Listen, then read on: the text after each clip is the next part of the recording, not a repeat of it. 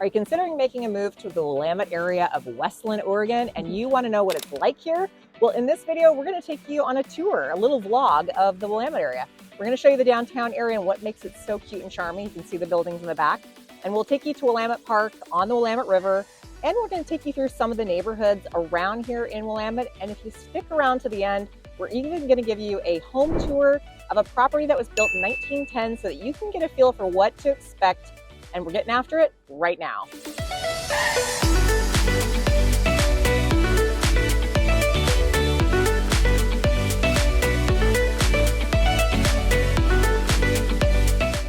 If this is your first time on the channel and you want to know everything there is to know about living in Portland, Oregon, or Willamette, then subscribe to our channel and hit that notification bell so that you can be the first to know about everything in our Portland, Oregon market. My name's Ann Stewart, this is Erica Hagfors, and we help people make the move to Portland just like you, who's probably checking it out. We absolutely love what we do. Whether you're moving in 9 days or 90 days, give us a call, shoot us a text, send us an email. All of our information is in the contact description below so that we can help you make a smooth move to Portland. So we're kind of walking through the Willamette downtown area right now, and we want to tell you a little history on Willamette because it actually has some, which is not real common for a lot of cities, but Willamette was incorporated in 1908, and before that it was in the mid 1800s. It had settlers and trappers. Yeah, and then it was the Native Americans actually used this as an area. They would collect at Willamette Falls, obviously for water, and then they would head south on the trails, and you know, it just became a meeting spot. Exactly. This was actually a pass-through trail for a lot of the Indians. And then the late 1800s, because we have the mill across the way in Oregon City, Willamette Electric, basically, power came into play and actually serviced a lot of power in the Portland area.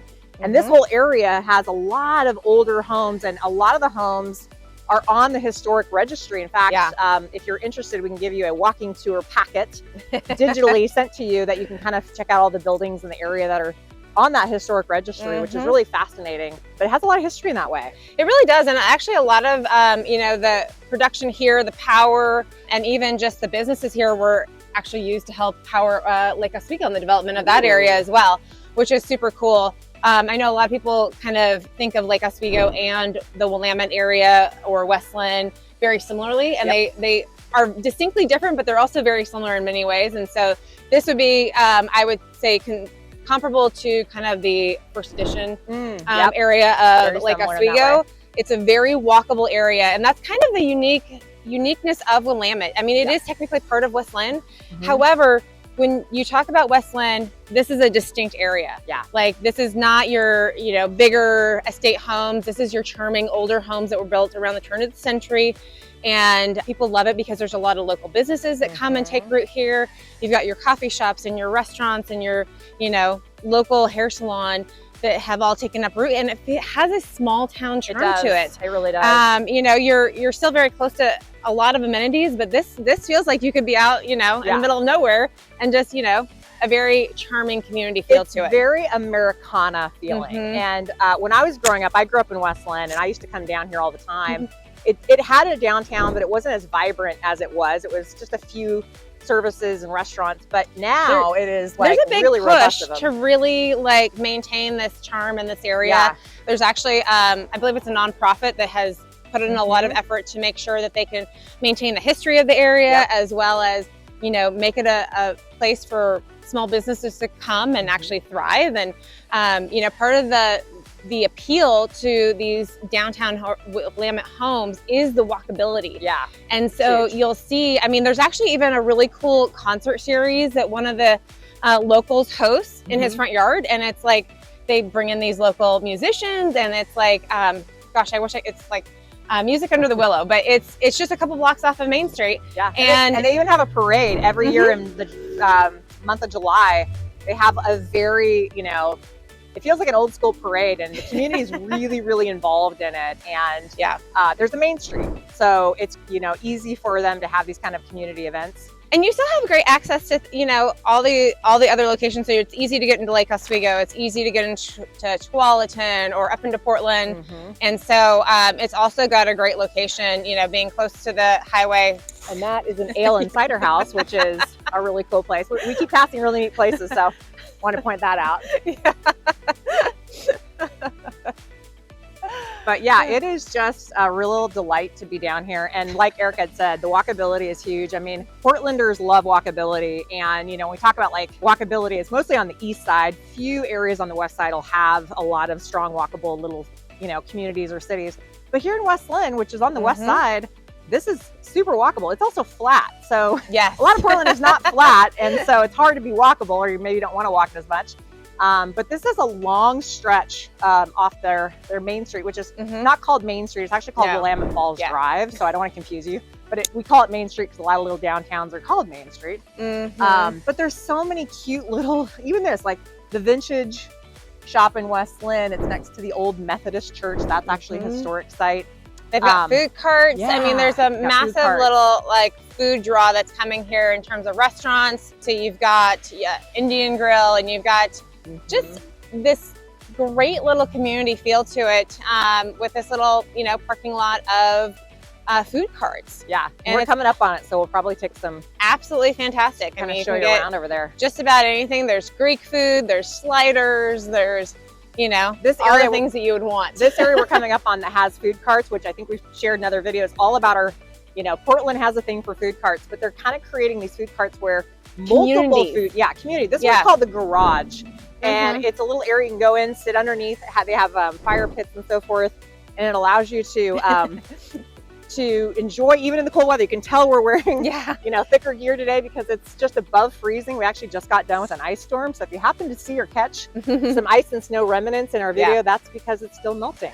Yeah, it's really kind of cool. A lot of these food cart communities have popped up, and what they'll do is they'll have like a covered seating area where you can just go regardless of whatever food cart you're eating off of. They're usually parked around the perimeter, and then sometimes if you're, you know, like want to imbibe in an adult beverage as well, they'll have a bar attached to them. So you can go in, grab your beverage, then go out, grab whatever food you want to eat. It's fantastic if you're meeting up with people so everybody can get what they want. And then there's usually really nice places to sit, either covered because, you know, it's Portland and we rain, or, you know, uncovered. So should we go check it out? Let's go check it out. Yeah, let's go check it out. Yeah.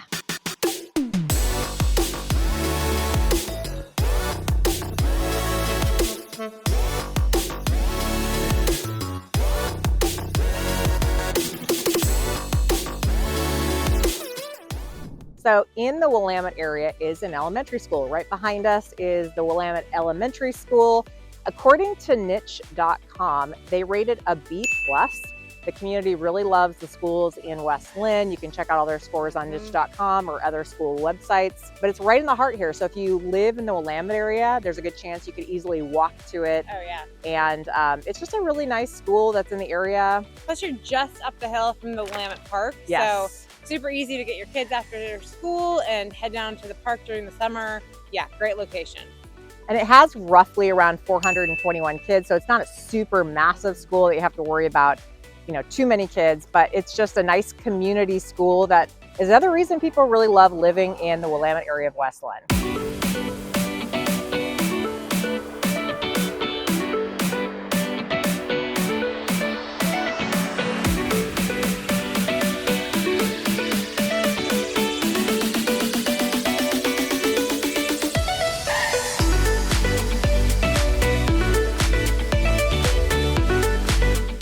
All right, so we are at Willamette Park, which is in Willamette. And this brings back so many memories for me because I grew up in West Linn. I grew up going to this park. I was telling Erica when we got here, I'm like, this is so nostalgic because I used to play in these fields that you see behind. My siblings and I would come down here for baseball games, soccer games, practices. It's 15 acres for a park, and it butts up against the Willamette River right behind it. Can't really see it from here, but we will take you over there so you can kind of get a look. There. Yeah, it's in between the trees over there. And it has a huge playground for kids to play in. In fact, we had my nephew's 3-year-old birthday party here because it was summer and you can rent the picnic area and all the kids can play in the playground. All the adults can hang out and watch. So it's really a really nice park for a lot of reasons. We're going to take you around and show you why. And it's super cool because there's homes like all around. So it's like you might get, you know, if Willamette is where you end up deciding that you want to live. I mean, it's easy enough to be very close. Oh, like, yeah. walking Walking distance to this distance. park. I mean, I sold a home just up the hill a little bit, and that was like one of the big draws for them is that they could walk down the hill to this park. It was like a 3-minute walk, and you know, there's so much to do here that it's just such a big draw. And they have a little theater area actually. So they do events down here, which is kind of another draw. Like there's a lot of community events. And if you're interested at all in seeing those community events, there's a calendar that we can send you of those events. But it's really nice because if you live in the Willamette area, you can walk down here. Oh, yeah. So much to do without having to go anywhere. Yeah. So another cool thing about this park is that there's actually like a little kayak launches where you can, you know, drop your kayaks and little boats into the river and paddle along and get your workout in that way, which is a big deal here. I mean, so many people like to canoe or kayak just to get in touch with nature a little bit better. And actually, it's a great place to just jump in the water. There's a dock out here we'll take you Maybe to. not now. No, I mean, clearly it's, As we're, you know, like, bundled up. yeah. But in the summertime, you know, we don't have a lot of pools, by the way. No. And during the heat of the summer, which we do get a lot of heat, people are kind of craving water sports and water activities. And, you know, they a lot of times want to take a dip in the water. So if you live down the Willamette area, you get the ease to walk down here or drive, jump in the water. There's a lot of people that do that. I might have in my high school days come down at night and hung out with my friends and maybe took a dip. But it's just a really great park to do that. Here, we're going to show you the playground. Okay, so we are kind of got the picnic area in the background, and they also have public restrooms over there, and it's really a pretty big area to hang out in. Not a lot of people here right now because it's frigid temperatures. But during the summertime, it can get really busy. And there is a little theater area over on that hill. You can kind of see it from here. And they do activities out here. What's that? They do. do. Sorry. But yeah, it's a fun little park. Yeah, we're going to take you down to the waterfront next. So we are at the head of the Tualatin River where it kind of meets with the Willamette River. You can see people have, you know, an area to have canoes go in. You can kayak. So that's a really big thing here in the Pacific Northwest to do. So directly behind us is the Willamette River. And the interesting thing about the Willamette River and the Willamette Park area is this is where the Tualatin River and the Willamette River join. So it's really a unique spot. If you go further up this hill, there's a road called Pete's Mountain that'll take you over to the Stafford area. Probably going to be doing a video on the Stafford area because that's a really beautiful area. But yeah, you can see the Willamette River is right behind us. Oregon City is on the other side of that. There's Highway 99 that goes from Oregon City to Canby, and actually, you know, you go down past Oregon City, you'll go Gladstone, Milwaukee, Portland. So 99 runs all along the river here in Willamette. So yeah, gorgeous. Okay, you guys stuck around to the end. So here is the extra that we promised. This is a house that we're going to take you on a tour of in the Willamette area. It's priced in the $700,000 range. It was built in 1910. and it's adorable, and Very it's cute. a typical kind of older home here in the Willamette area. It doesn't have a garage. A lot of houses here don't have garages or have one-car garages or detached garages. So not entirely uncommon, but this house has And it does have dedicated parking. it does have dedicated that's a parking. big- And actually, there's plenty of space to add a garage. That's actually pretty big. It's got a huge yard. Yeah, it's almost a full quarter of an acre. There are two large storage sheds on the property. And it actually, in the Willamette area, this property qualifies for developmental. So if somebody wants to develop the property to be add an ADU, which is an additional dwelling unit, or even add duplexes or tear down the house, there's new stipulations that people can do that pretty easily now. But as it stands right now, it's a great house. It offers 4 bedrooms, 2 full bathrooms, had a lot of updates throughout the years. Right now it has all new carpet, interior paint, and we're going to take you on a tour of it. Yay! Okay, we're taking a little tour here of the inside of the house. Erica, why don't you show us the way? Yeah, come on in. So you enter into living space here. Very quaint. You got a beautiful view out into the yard. So if you want to watch the kiddos playing, you can. You got 2 sheds out in the yard as well. And then you lead right into an intersection where you can either go into the kitchen or you can go to the hallway, downstairs, or to the bathroom. And we're also seeing here, this is the family room. Has an access slider off the back. So if you're taking in groceries, you can park in that little inlet there. You can kind of see the beginning of our car. And there's a nice little covered patio. So you really aren't in the elements too long. And this yard is huge. We'll step out there in a minute, but yeah, lots of options out there for. And a great little entry right there. Super proper space in the sense that you could put, you know, your keys or drop whatever you need to as you come into the house. The kitchen was updated probably 10 or 12 years ago, but is pretty classic. You've got, looks like granite countertops, a nice little eating nook, updated windows, and a lovely spacious kitchen. Okay, now we're gonna head upstairs. There are 2 bedrooms up here, about equal size. This likely was an attic at one point because of the year it was built, and somebody eventually finished it off. And you can see there's some built-ins there, has a closet. It's a very spacious room, has some character. Not a typical square room, but. And then across the hall is another bedroom, similar to the kind of same, we're assuming it was an attic maybe at one point finished off. But they make great bedrooms. A lot of these older homes, you know, you can finish the space off and add quite a bit more square footage to the houses. It's pretty typical for homes of this era to have the attic finished off into these bedroom spaces. So, you know, they work out well. This actually has really good clearance up here as well. Sometimes you run into where it's very short, but you've got good clearance up on this upper level for added space. So you can follow down the hallway and you come to this lovely bathroom, light and bright. It's been updated. Again, you've got the beautiful granite countertops and cabinetry to match the kitchen. And then come down even further and you've got a bedroom off the front of the house. You've got super cool period details like the closet door with the old crystal knobs, yet you've got the modern touches of updated windows to help keep you warm in the winter. Now we're going to take you into the basement. And some of these older homes oftentimes will have a basement. This one's been completely finished off. So as you can see us coming around the corner here, it is great little room here. And they left part of the basement semi-unfinished because it makes for a great utility area.